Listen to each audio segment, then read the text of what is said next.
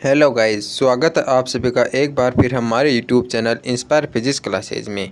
आज की इस वीडियो में हम करने जा रहे हैं फिजिक्स के बहुत ही अच्छे 15 क्वेश्चन हैं। ये जो 15 क्वेश्चन है वो आपके आने वाले एग्जामों की दृष्टि से बहुत इंपॉर्टेंट है। ये क्वेश्चन आपके एग्जाम में बार बार पूछे जाते हैं, तो ये क्वेश्चन आपके लिए बहुत इंपॉर्टेंट है। ये क्वेश्चन यानी ज़रूर कीजिएगा। तो शुरुआत करते हैं इन क्वेश्चनों की। हमारा जो पहला क्वेश्चन है इसमें आपको क्या बताना है कि पृष्ठीय क्षेत्रफल है। दोस्तों, हमारा जो सरफेस एरिया है वो आपको बताना कि एक स्केलर क्वांटिटी है या वेक्टर क्वांटिटी है या ना ही सदिश है और ना ही अदिश है या दोनों ही है। तो बताइए इसका राइट आंसर क्या होगा, यानी कि पृष्ठ क्षेत्रफल सदिश राशि है या अदिश राशि है। तो दोस्तों, इस क्वेश्चन का जो हमारा राइट आंसर हो जाएगा वो जाएगा ऑप्शन नंबर बी वाला। याद रखना, जो हमारा पृष्ठ क्षेत्रफल होता है एक सदिश राशि होती है, क्योंकि आपने यानी दोस्तों पढ़ा होगा कि जो हमारा चुंबकीय फ्लक्स का जो फॉर्मूला होता है वो हमारा क्या होता है, बी ए कोस थीटा होता है, बी ए कोस थीटा। तो यहाँ से अपन देखते हैं कि इसको अपन इस प्रकार लिख सकते हैं कि B vector dot A vector. तो यहाँ से अपन देखते हैं कि दोस्तों हमारा जो क्षेत्रफल है इसके ऊपर वेक्टर लगा हुआ है और इसका यहाँ पर अदिश गुणन हो रहा है। तो यहाँ से आप याद रख सकते हैं यह हमारी एक सदिश राशि है। यदि आपको इसकी डायरेक्शन यानी जाननी हो तो ये किस प्रकार से होता है, यदि हमारे कोई इस प्रकार से कोई सरफेस है तो यदि इसका ये एरिया लिया जाता है तो इसकी जो हमारी डायरेक्शन होगी वो इसके लंबवत होती है, यानी पृष्ठ के लंबवत होती है क्षेत्रफल की डायरेक्शन।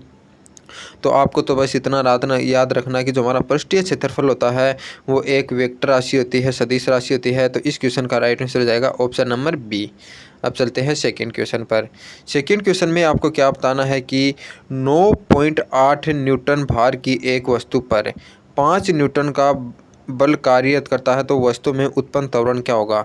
यानी आपको एक वस्तु दी हुई है, उसका आपको भार दिया हुआ है यानी वेट दिया हुआ है, वो कितना दिया हुआ है 9.8 न्यूटन दिया हुआ है, और इस पर यदि 5 न्यूटन का फोर्स लगता है तो आपको बताना कि इसके अंदर एक्सीलरेशन कितना होगा। दोस्तों, यदि आपका वेट यानी 9.8 है, भार ये है, तो आप इसका मास आसानी से ज्ञात कर सकते हैं, क्योंकि दोस्तों हम सभी जानते हैं कि जो हमारा वेट होता है वो कितना होता है, हमारा mg होता है। तो यहाँ से यदि m का मान निकाल लेंगे तो हमारा क्या हो जाएगा, वेट अपॉन में g निकल कर आ जाएगा। और वेट का मान आपको कितना दिया हुआ है 9.8, और g का मान भी अपन जानते हैं 9.8 होता है। तो इसको यदि आप सोल्व करेंगे तो आपको कितना निकल कर आता है 1, यानी हमारा इसका मास कितना हो गया 1 kg हो गया। यदि मास 1 kg है और आपका बल 5 न्यूटन है तो एक्सीलरेशन अपन आसानी से निकाल सकते हैं, क्योंकि हम जानते हैं F इज इक्वल टू हमारा क्या होता है m ही होता है। तो यहाँ से आपका जो A इज इक्वल टू हो जाएगा वो कितना हो जाएगा F अपॉन में m। F का आपको कितना दिया हुआ है 5 न्यूटन, m का मान कितना हो जाएगा 1। तो इस प्रकार से आपका जो एक्सीलरेशन निकल के आएगा वो जाएगा 5 मीटर पर सेकेंड स्क्वायर। तो यहाँ से हमारा ये हो जाएगा यानी 5 मीटर पर सेकेंड स्क्वायर। तो इसका राइट आंसर हो जाएगा ऑप्शन नंबर बी। ठीक, अब चलते हैं 3 नंबर के क्वेश्चन पर। 3 नंबर के क्वेश्चन में हमें क्या पूछा गया है कि एक कण नियत चाल से वृत्तीय पथ पर घूम रहा है तो इसका त्वरण होगा। दोस्तों, आपको क्या बताना है कि आपके पास एक पार्टिकल है और वो मूविंग कर रहा है एक सर्कुलर पाथ पे, यानी इस प्रकार से वृत्तीय पथ पर गति कर रहा है, और इसकी जो हमारी जो वृत्तीय गति है दोस्तों वो एक समान वृत्तीय गति है, यानी कि इसकी जो वेलोसिटी है वो हर जगह समान है। तो आपको बताना कि इसके अंदर त्वरण कौन सा होगा और यानी उसकी डायरेक्शन क्या होगी। तो दोस्तों याद रखना, जो एक समान गति होती है उसके अंदर जो हमारा कोणीय त्वरण होता है जो या फिर अन्य जो वह त्वरण जिसकी डायरेक्शन इस प्रकार से स्पर्शरेखी होती है वो हमारा शून्य है, क्योंकि इसका मान हमारा चेंज नहीं हो रहा है। इसके अंदर एक त्वरण होता है वो हमारा कौन सा है, अभिकेंद्रीय त्वरण। दोस्तों, ये हमेशा होता है, ये होता है हमारा AC। और याद रखना इसकी जो डायरेक्शन होती है वो हमेशा त्रिज्या के अनुदिश केंद्र की ओर होती है। याद रखना, एक समान वृत्तीय गति के अंदर केवल एक त्वरण कार्य करता है, वह होता है अभिकेंद्रीय त्वरण। अभिकेंद्रीय त्वरण की जो डायरेक्शन होती है वो हमारी केंद्र की ओर त्रिज्या के अनुदिश होती है, और इसका जो यदि मान आपको निकालना हो तो ये हमारा AC is equal to V square upon में R होता है। क्योंकि दोस्तों हम जानते हैं कि जो हमारा जो अभिकेंद्रीय बल होता है वो हमारा कितना होता है mv स्क्वायर अपॉन में R होता है, और हम सभी जानते हैं A इज इक्वल टू क्या होता है हमारा F अपॉन में m होता है। तो यदि इसको m से डिवाइड करेंगे तो हमारा v स्क्वायर अपॉन में R निकल कर आएगा, और ये हमारा हो जाएगा अभिकेंद्रीय त्वरण। और ये यानी कि कोई भी यानी हमारा सर्कुलर मोशन है उसके अंदर ये हमेशा कार्यरत रहता है। तो इस प्रकार से याद रखना, जो हमारा एक कण नियत चाल से यदि वृत्तीय पथ पर घूम रहा है तो उसके अंदर जो एक्सीलरेशन होगा वो हमारा त्रिज्या के अनुदिश अंदर की ओर होगा। तो इसका राइट आंसर हो जाएगा ऑप्शन नंबर सी। अब चलते हैं फोर्थ क्वेश्चन पर। फोर्थ क्वेश्चन में आपको क्या दिया हुआ है कि ए particle move for 20 second with velocity 3 meter per second and then velocity 4 meter per second for another 20 second and finally move with velocity 5 meter per second for next 20 second. तो what is the average velocity of the particle? इसके अंदर क्या दिया हुआ कि आपको पहली एक कण है हमारा, वह पहली 20 सेकेंड के अंदर हमारा 3 मीटर पर सेकेंड की स्पीड से चलता है और अगली 20 सेकेंड के अंदर वह 4 की स्पीड से चलता है और अगली 20 सेकेंड के लिए वह 5 की स्पीड से चलता है। तो आपको इसकी एवरेज वेलोसिटी बतानी है कितनी होगी। तो याद रखना, यदि हमारा कोई यानी कि समान समय यानी अंतराल में अलग अलग वेलोसिटी दी हुई हो तो उनकी जो एवरेज वेलोसिटी का जो फॉर्मूला होता है वो याद रखना आप, v = v1 + v2 + v3 और अपॉन में कितना होता है हमारा 3 हो जाएगा।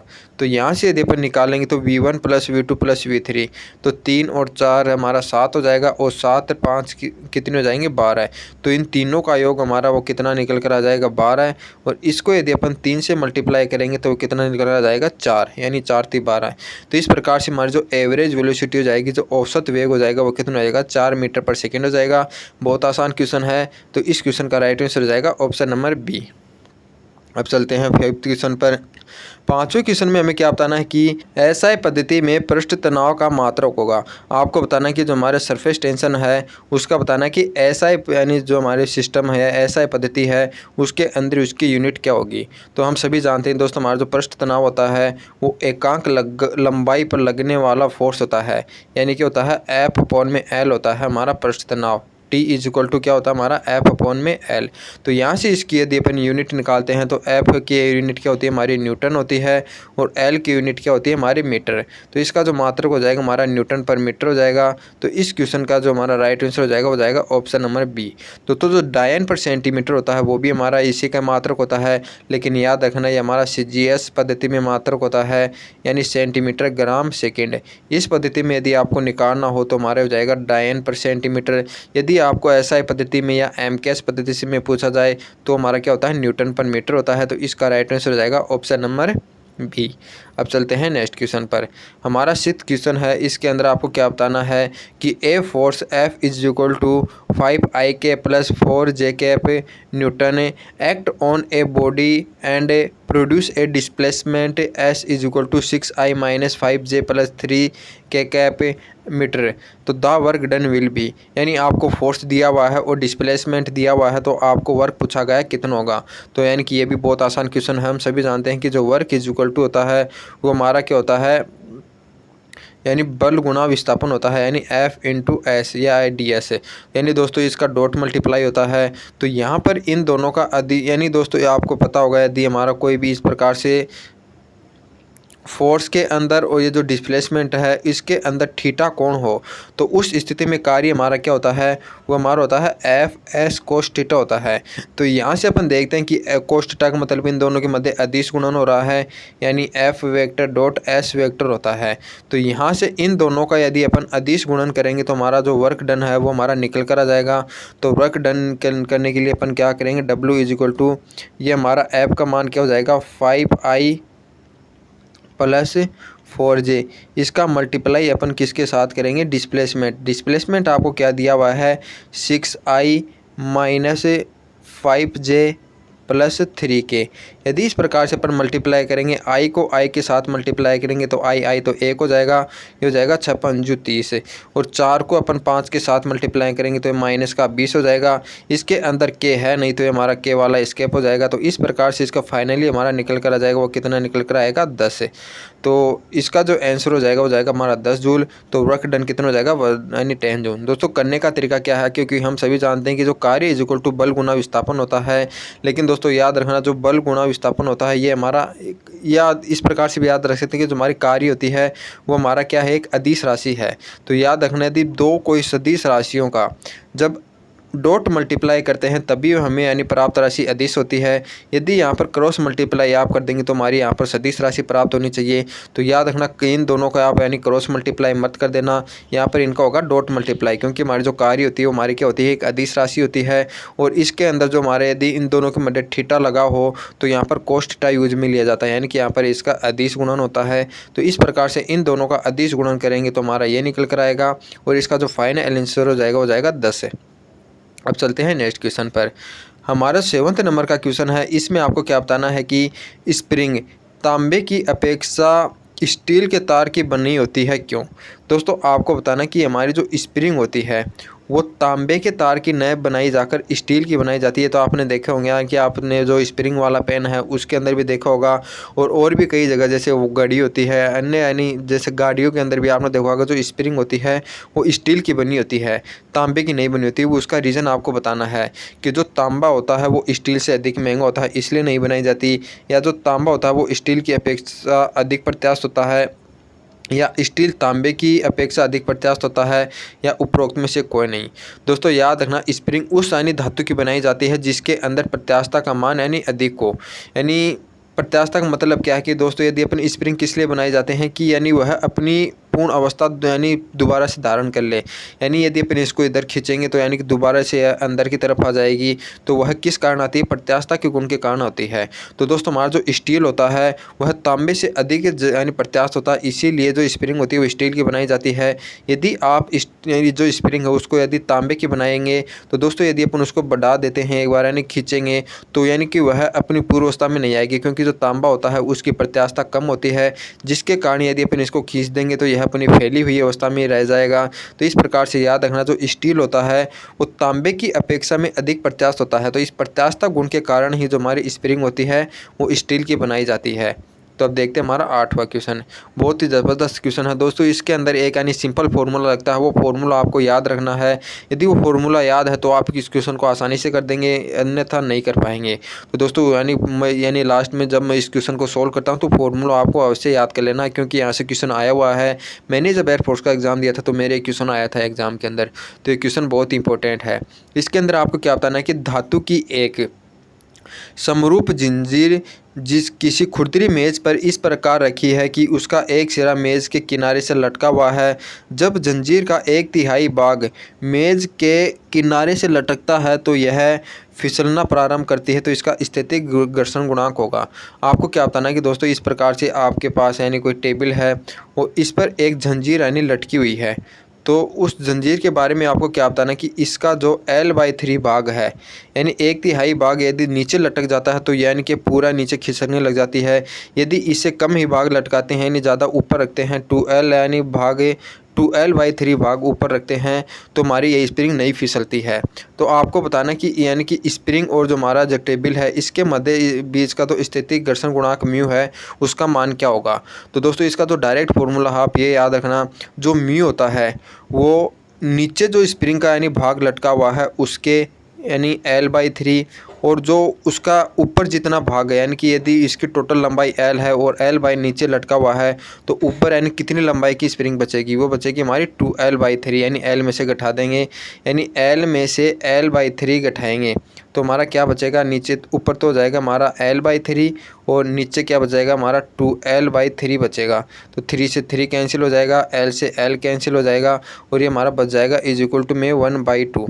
तो इस प्रकार से याद रखना जो हमारा म्यू है वो हमारा कितना निकल कर आ जाएगा 1/2। इसके लिए जो डायरेक्ट फार्मूला होता है दोस्तों, फार्मूला तो इसका क्या होता है कि जो म्यू = होता है कि स्प्रिंग का नीचे जितना मास होता है यानी M2 और अपॉन में यानी जो टेबल पर कितना इसका मास होता है वो हमारा कितना हो जाएगा M2। यहाँ पर हमें क्या दिया हुआ है कि जो धातु है वो समरूप जंजीर है, यानी समरूप का मतलब क्या है कि इसकी एकांक लंबाई में जो मास है वो सभी जगह समान है। तो यहाँ पर दोस्तों यदि यानी कि इसका जो मास होगा वो अनुपात यानी जो M2 अपॉन में M1 किस अनुपात के बराबर हो जाएगा, यानी जितनी इसकी लंबाई है इन लंबाइयों का अनुपात है वो यानी कि हमारा L2 अपॉन में L1 के बराबर हो जाएगा। तो इस प्रकार से यानी कि जो हमारा म्यू है उसके अपन डायरेक्ट यहाँ पर लिख देते हैं L2 अपॉन में L1। L2 का मान यानी नीचे कितनी लटकी हुई है L/3, तो यहाँ पर हो जाएगी हमारा L/3 और नीचे कितनी हो जाएगी हमारी 2L/3। नीचे नहीं सो दोस्तों यानी ऊपर कितनी है 2L/3। इसको यदि अपन हल करते हैं तो हमारा कितना निकल कर आता है 1/2। तो इस प्रकार से याद रखना, इस क्वेश्चन का जो राइट आंसर हो जाएगा वो जाएगा हमारा 1/2। तो जो फॉर्मूला बताया मैंने आपको याद रखना, यानी कोई भी यानी झंझट नहीं, यानी कोई भी रस्सी वगैरह वहाँ पर पूछ सकता है, यानी कि यहाँ पर कोई पदार्थ भी रखा हो सकता है और नीचे कोई दूसरा ब्लॉक लटका हुआ रख सकता है। तो आपको पूछ लेगा कि इसका जो मास है वो कब तक बढ़ाया जाए कि यानी कि यह ऊपर से ना खिसके। तो इस प्रकार से क्वेश्चन बार बार पूछे जाते हैं। तो याद रखना जो हमारा म्यू मान है वो हमारा किसके बराबर होता है M2 अपॉन में M1 होता है। तो यदि आपको म्यू दिया हुआ हो और M1 का मान दिया हुआ तो M2 पूछ सकता है। यदि M2 और म्यू का मान दिया हुआ हो तो हमारा M1 पूछ सकता है। और यदि यानी म्यू1 यानी M1 M2 का दिया हुआ हो तो म्यू का मान पूछ सकता है। तो यहाँ से क्वेश्चन पूछा जाता है। तो ये फॉर्मूला याद रखना, जो म्यू इज इक्वल टू होता है हमारा क्या होता है M2 अपॉन में M1। अब देखते हैं हमारा 9th क्वेश्चन। 9th के क्वेश्चन में आपको क्या बताना है कि समान त्रिज्या वाली लोहे की एक गेंद और लकड़ी की एक गेंद h ऊंचाई से निर्वात में छोड़ी जाती है तो इसका पृथ्वी तक पहुंचने में समय होगा।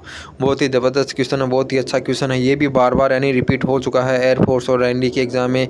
इसमें आपको क्या बताना है कि आपके पास एक तो यानी लोहे की गेंद है, एक आपके पास लकड़ी की गेंद है।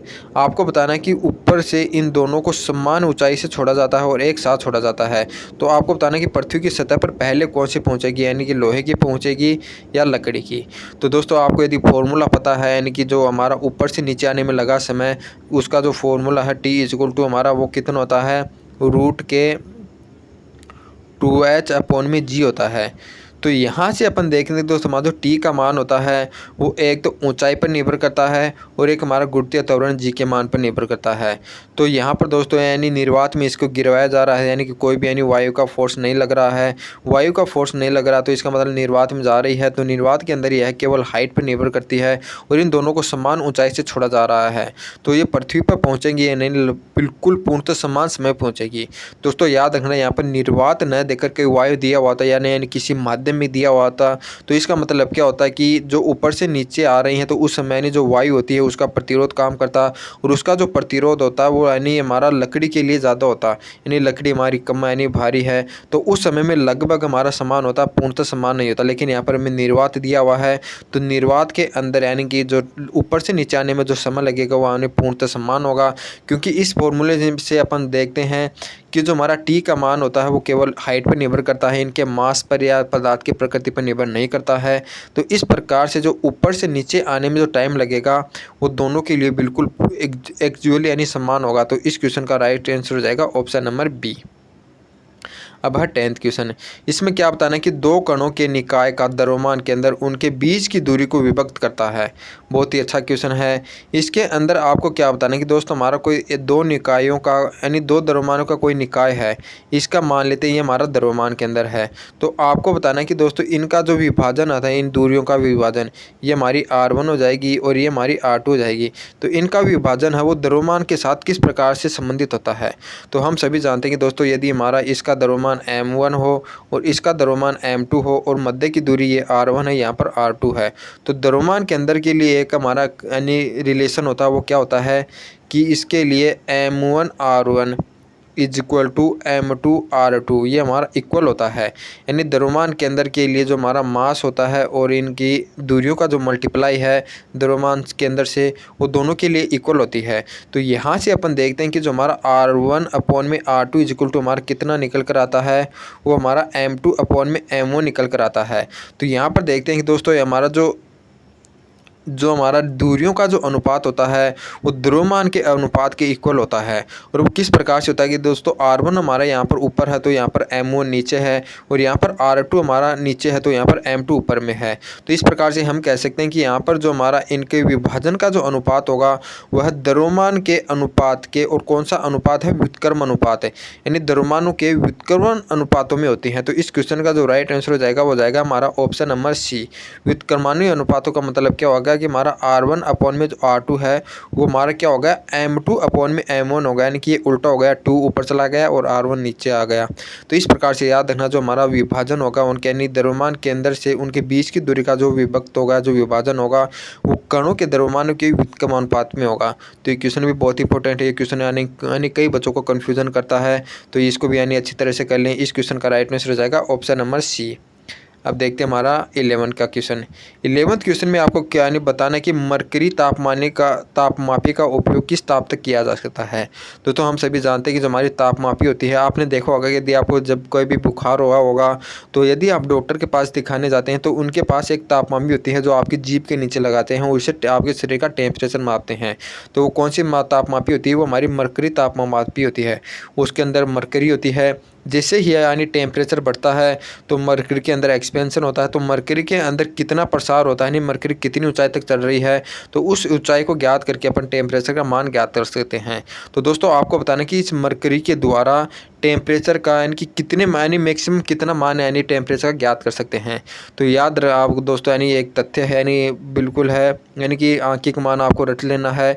जो हमारा मरकरी का क्वथनांक होता है वो हमारा कितना होता है, 400 डिग्री सेल्सियस होता है। दोस्तों आपको रट लेना है, यानी यदि अपन टेम्परेचर का मान 400 डिग्री सेल्सियस से ज़्यादा कर देंगे तो वह हमारा गैसीय अवस्था में चेंज हो जाती है मरकरी। तो उसके यानी गैसीय अवस्था में चेंज हो गई तो इसका मतलब यानी मरकरी पूरी इसमें फैल जाती है और इससे अपन टेम्परेचर का मान ज्ञात नहीं कर सकते।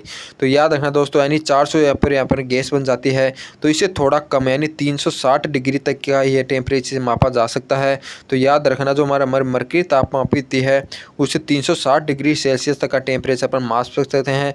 और याद रखना, जो मरकरी का जो हमारा क्वथनांक होता है वो हमारा कितना होता है, 400 डिग्री सेल्सियस होता है। तो इस क्वेश्चन का राइट आंसर हो जाएगा option number C, 360 degree Celsius. अब आपका 12वां क्वेश्चन है। 12 के क्वेश्चन में आपको क्या बताना है कि द्रव से भरे हुए किसी बंद पाइप के यानी में छिद्र द्वारा वायु प्रवाहित की जाती है, तब आपको बताना है कि हमारा कोई इस प्रकार से कोई बंद पात्र है और इसके अंदर नहीं द्रव भरा हुआ है, पूरे में द्रव भरा हुआ है और किसी छेद के द्वारा इसके अंदर वायु प्रवाहित की जाती है। तो आपको बताना कि दोस्तों वायु के अंदर हम यानी कि नॉर्मल सी बात है, इसके अंदर प्रेशर बढ़ेगा और जो प्रेशर इंक्रीज होगा वो आपको बताना कि कहाँ पर इंक्रीज होगा, केवल इनके किनारों पर इंक्रीज होगा, यानी कि इधर और इधर, या इनके नीचे की ओर यानी बढ़ेगा, या सभी दिशाओं में बढ़ेगा, या कभी नहीं बढ़ेगा। तो बताना है इस क्वेश्चन का राइट आंसर क्या होगा। दोस्तों याद रखना, कोई हमारा बंद पात्र है, यदि खाली हो, चाहे आधा भरा हुआ हो, चाहे यानी पूर्ण भरा हुआ हो, उसके अंदर बाहर से यदि यानी वायु प्रवाहित की जाती है तो प्रेशर का मान बढ़ेगा, वो सभी दिशाओं में समान रूप से बढ़ता है। दोस्तों यदि आधा द्रव से भरा हुआ है तो इसका मतलब क्या होगा, यानी कि जो प्रेशर बढ़ेगा वो ऊपर यानी सभी दिशाओं में लगाएगा और उतना ही प्रेशर पानी पे भी लगाएगा, और फिर ये पानी क्या है कि दीवार पर भी लगाएगा। तो इस प्रकार से जो हमारा आधा भरा हुआ हो या पूर्ण रूप से भरा हुआ हो, जो वायु प्रवेश की जाती है तो इसके कारण जो प्रेशर लगता है वो सभी दिशाओं में समान रूप से लगेगा इस प्रकार से। तो याद रखना, इस क्वेश्चन का राइट आंसर जाएगा ऑप्शन नंबर सी, यानी द्रव से भरे हुए बंद पात्र में यदि अपन किसी पाइप द्वारा छेद यानी पाइप से छेद द्वारा उसके अंदर वायु प्रवाहित करते हैं तो जो हमारा प्रेशर होगा वो सभी दिशाओं में इंक्रीज होता है, यानी इंक्रीज ऑल डायरेक्शन। तो इसका राइट आंसर जाएगा ऑप्शन नंबर सी। अब हमारा 13 नंबर का क्वेश्चन है, ये भी बहुत अच्छा क्वेश्चन है। इसमें क्या पूछा गया है कि एक उष्मागतिक निकाय में कार्यकारी पदार्थ का एक आदर्श गैस है, तो इस निकाय की आंतरिक ऊर्जा निम्न रूप से होती है। दोस्तों याद रखना, कोई भी हमारी गैस है उसकी जो इंटरनल एनर्जी होती है वो याद रखना दो फॉर्म में होती है, एक तो होती है हमारी स्थितिज ऊर्जा होती है, एक होती है हमारी गतिज ऊर्जा। यानी कोई भी गैस है तो इसके अणुओं के अंदर जो ऊर्जा होती है, आंतरिक ऊर्जा हमारी क्या होती है, एक तो मुख्य होती है काइनेटिक एनर्जी होती है, और एक हमारी स्थितिक एनर्जी होती है यानी स्थितिज ऊर्जा। इसको अपन ऐसे डिनोट कर लेते हैं। तो अपन को क्या बताना है कि दोस्तों आदर्श गैस के अंदर कौन सी होती है, आदर्श गैस के अंदर या तो केवल गतिज ऊर्जा होती है या स्थितिज ऊर्जा होती है, या दोनों ही होती हैं, या दोनों ही नहीं होती है। तो बताना इसका राइट आंसर क्या होगा। दोस्तों आपने पढ़ा होगा कि जो आदर्श गैस है उनके गुणधर्मों के बारे में। आदर्श गैस के अंदर दोस्तों जो अणु होते हैं उनके अंदर केवल गतिज ऊर्जा होती है, यानी पूर्णतः गति करते हैं। जब ये हमारे टकराते हैं तो टकराने के दौरान दोस्तों इनके अंदर बिल्कुल भी टाइम न लगता है, यानी कि इसके दौरान जो स्थितिज ऊर्जा होती है वो हमारी शून्य होती है। क्योंकि दोस्तों हमारे जो अणु होती है उनका जो अंतराणुविक फोर्स होता है, जो अंतराणुविक बल होता है, उनके मध्य जो आकर्षण बल होता है वो हमारा क्या होता है, शून्य होता है। ये हमारा एक आदर्श गैस का यानी गुणधर्म है, यानी गुण है। आदर्श गैस के यानी कंडीशन में आपको पढ़ाया होगा, यानी आपने कहीं पढ़ा होगा कि जो आदर्श गैस होती है उनके अणुओं के मध्य अंतराणुविक बल होता है वो हमारा शून्य होता है। इनके अंदर केवल गतिज ऊर्जा पाई जाती है। तो इस प्रकार से याद रखना, जो हमारा आदर्श गैस होता है उसके अंदर स्थिति ऊर्जा नहीं पाई जाती है। जो हमारी आंतरिक ऊर्जा होती है वह है केवल काइनेटिक एनर्जी के रूप में ही होती है। और इसका जो फॉर्मूला होता है वो 3/2 म्यू आर टी होता है, शायद हाँ म्यू आर टी होता है यहाँ पर। तो इस प्रकार से याद रखना, जो हमारी इसकी इंटरनल एनर्जी का जो फॉर्मूला होता है वो काइनेटिक एनर्जी के रूप में होता है। और इसका फॉर्मूला भी आप याद रख सकते हैं। तो इस क्वेश्चन का जो राइट आंसर हो जाएगा वो जाएगा ऑप्शन नंबर ए वाला, यानी अणु की केवल गतिज ऊर्जा के रूप में। अब हमारा आज का लास्ट सेकेंड क्वेश्चन है। इसमें हमें क्या बताना है कि गैसों के अणुगतिक सिद्धांत पर आधारित है।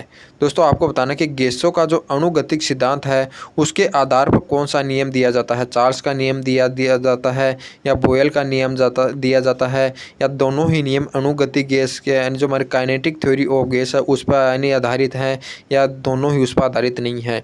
तो बताइए इस क्वेश्चन का राइट आंसर क्या होगा।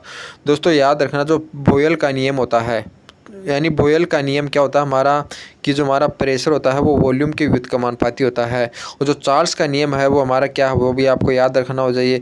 जो हमारा जो वॉल्यूम होता है वो टी के समानुपाती होती है। तो दोस्तों याद रखना, जो दोनों ही नियम होते हैं वो हमारा आदर्श गैस पर लागू होते हैं। दोस्तों यदि हमारी कोई आदर्श गैस न हो, यानी वास्तविक गैस होती है, रियल गैस होती है, उस पर यह नियम यानी लागू नहीं होते हैं, उन पर अप्लाई नहीं किए जा सकते। तो यह केवल आदर्श गैस पर अप्लाई किए जाते हैं। और दोस्तों जो काइनेटिक ऑफ थ्योरी गैस यानी जो काइनेटिक थ्योरी ऑफ गैस है, यानी जो गैसों का अणुगतिक सिद्धांत है वो भी हमारा आदर्श गैस के लिए दिया गया है। तो इस प्रकार से यह कह सकते हैं कि जो हमारा गैसों का जो अणुगतिक सिद्धांत है वो इनको भी यानी बेस प्रदान करता है। यानी दोनों नियम है वो आदर्श गैस के लागू होते हैं। इसका मतलब क्या हो गया, यानी काइनेटिक थ्योरी ऑफ गैस पर आधारित होते हैं। तो इस क्वेश्चन का जो हमारा राइट आंसर हो जाएगा वो हमारा कौन सा हो जाएगा, ऑप्शन नंबर सी वाला हो जाएगा, यानी कि चार्ल्स का नियम और बोयल का नियम दोनों ही हमारे गैस के अणुगतिक सिद्धांत पर आधारित होते हैं। अब देखते हैं हमारा अगला क्वेश्चन, जो हमारा लास्ट का क्वेश्चन है, 15वां क्वेश्चन है। इसमें क्या बताना है कि द्रव्य का पृष्ठ तनाव निम्न प्रकार प्रभावित होता है। बहुत ही अच्छा क्वेश्चन है। ये क्वेश्चन भी बार बार पूछा जाता है, एयरफोर्स का फेवरेट क्वेश्चन है। एनडीए के अंदर भी यानी पूछा जा चुका है कि आपका जो पृष्ठ तनाव है यानी किस प्रकार से पूछा जाए। एक तो आपको डायरेक्ट पूछा था कि जो पृष्ठ तनाव होता है वो ताप के साथ किस प्रकार से प्रभावित होता है, या उसके अंदर साबुन मिलाने पर, फिनॉल मिलाने पर, एल्कोहल मिलाने पर पृष्ठ तनाव हमारा किस प्रकार से चेंज होता है, या जो सांद्रता के साथ होता है वो पृष्ठ तनाव किस प्रकार से चेंज होता है। यानी 3-4 टाइप के क्वेश्चन है। कोई ना कोई क्वेश्चन आपके एग्जाम में जरूर पूछा जाता है। यहाँ से क्वेश्चन आपको देखने को अवश्य मिलता है। तो दोस्तों इस कंसेप्ट को आप यानी बिल्कुल यानी कंठस्थ कर लें। याद रखना, जो पृष्ठ तनाव होता है यानी दोस्तों यानी 3 चीज़ों पर निर्भर करता है। एक तो हमारा टेम्परेचर। तो याद रखना, जब भी अपन किसी लिक्विड का टेम्परेचर का मान बढ़ाएंगे तो उसका जो सरफेस टेंशन का मान होता है हमारा कम हो जाता है, पृष्ठ तनाव का मान कम होता है। और वो क्यों होता है दोस्तों, याद रखना, जो हमारा जैसे ही टेम्परेचर बढ़ाएंगे तो किसी द्रव्य के जो अणुओं के मध्य का जो अंतराणुविक बल होता है यानी उनका मध्य का जो आकर्षण बल है वो हमारा कम हो जाता है। और यानी क्वथनांक पर तो वह लगभग शून्य हो जाता है। इसी कारण ये हमारा गैसीय अवस्था में चेंज हो जाता है। तो याद रखना, जैसे ही इनके मध्य का जो फोर्स है वो कम होगा तो इसका जो पृष्ठ तनाव होता है वो भी हमारा कम हो जाता है। तो इस प्रकार से पहले वाले ऑप्शन में आपको क्या दिया हुआ कि यह ताप बढ़ाने पर बढ़ता है, तो ये हमारे यहाँ पर गलत साबित हो जाएगा। यानी पृष्ठ तनाव निम्न प्रकार से प्रभावित होता है। आपको बताना है किस प्रकार से प्रभावित होता है दिए गए ऑप्शन में। तो ऑप्शन के अनुसार तो एक के अनुसार तो नहीं हो रहा, क्योंकि मैंने आपको बताया कि यदि अपन टेम्परेचर को इंक्रीज करते हैं तो हमारा जो पृष्ठ तनाव होता है उसका मान डिक्रीज होता है। तो ये आप ये नोट कर लें, यानी कि इसी लाइन से क्वेश्चन आपके एग्जाम में बार बार पूछा जा चुका है। दूसरे में क्या दिया हो कि संपर्क में आने वाले द्रव्य पर निर्भर करता है। दोस्तों हमारा कोई एक लिक्विड है, इसके यानी संपर्क में कोई दूसरा लिक्विड लाया जा रहा है तो यह इस पर निर्भर नहीं करेगा। दोस्तों निर्भर कब करेगा, जब ये जो लिक्विड है उसके अंदर घुलनशील होगा तभी इस पर निर्भर करता है। यदि आप यानी कि हमारा कोई इस प्रकार से है इसके संपर्क में यदि अपन यानी कोई लिक्विड लेके आ रहे हैं तो दोस्तों इस पर यह निर्भर नहीं करता है, यानी इसको आप छोड़ दें ऑप्शन को। सी वाला ऑप्शन क्या दिया हुआ कि साबुन की उपस्थिति से बढ़ता है। दोस्तों याद रखना, कोई भी हमारा लिक्विड है यानी पानी है, उसके अंदर यदि साबुन मिलाएंगे तो याद रखना इसका जो पृष्ठ तनाव का मान होता है हमारा क्या होता है, वो भी हमारा डिक्रीज होता है। याद रखना, कभी भी यानी किसी भी द्रव्य के अंदर पूर्ण रूप से घुलनशील द्रव्य मिलाते हैं तब तो इसका पृष्ठ तनाव का मान बढ़ता है। यदि अघुलनशील पदार्थ इसके अंदर मिलाया जाता है तो इसका पृष्ठ तनाव का मान हमारा कम होता है। तो याद रखना है, जो हमारा एल्कोहल होता है दोस्तों वह जल के अंदर पूर्ण रूप से घुलनशील होता है। तो यदि जल के अंदर एल्कोहल को मिलाएंगे तो इसका यानी जो हमारा सरफेस टेंशन होता है, जो पृष्ठ तनाव होता है, उसका मान इंक्रीज होता है। यदि इसके अंदर फिनॉल मिलाएंगे तो फिनॉल क्या होता है कि दोस्तों उसके अंदर पूर्ण रूप से घुलनशील नहीं होता है, तो यह इसके जो हमारा सरफेस टेंशन होता है, पृष्ठ तनाव होता है, उसको कम कर देता है। इसी प्रकार से दोस्तों साबुन होता है वो भी इसके अंदर घुलनशील नहीं होता पूर्ण रूप से, यानी उसके छोटे छोटे कण रह जाते हैं, तो यह भी इसके पृष्ठ तनाव को कम कर देता है। तो इस प्रकार से याद रखना दोस्तों, साबुन की उपस्थिति में इसका पृष्ठ तनाव कम होता है, तो ये भी हमारा गलत हो जाएगा। डी वाला ऑप्शन क्या है कि द्रव्य की सांद्रता बदलने से बदलता है। दोस्तों क्वेश्चन बिल्कुल सही है, यानी कोई भी हमारा लिक्विड है उसकी सांद्रता के ऊपर हमारा पृष्ठ तनाव होता है वो पूर्ण रूप से निर्भर करता है। तो इस क्वेश्चन का राइट आंसर हो जाएगा ऑप्शन नंबर डी। तो इस प्रकार से दोस्तों आज के हमारे बहुत ही अच्छे अच्छे क्वेश्चन हमने यानी फिजिक्स के 15 क्वेश्चन किए हैं। ये सीरीज हमारी कंटिन्यू रहेगी। इसके जो आगे के जो क्वेश्चन है वो मैं आपको इसके नेक्स्ट वीडियो में कराऊंगा। दोस्तों हमारी कोशिश रहेगी जो कि यानी कि क्वेश्चनों की सीरीज़ है वो लगभग 1000 क्वेश्चनों तक जाए। तो आप हमारे साथ कंटिन्यू बने रहिए, आपको रेगुलर वीडियो प्रोवाइड करे जाएंगे। और साथ के साथ ही दोस्तों हमारा जो चैप्टर वाइज एमसीक्यू हो वो भी मैं दोबारा स्टार्ट कर रहा हूँ, तो आप हमारे साथ रेगुलर से दोबारा से जुड़ जाइए। और इसी के साथ अपन मिलते हैं नेक्स्ट वीडियो में। आप सभी का धन्यवाद। जय भारत, जय हिंद।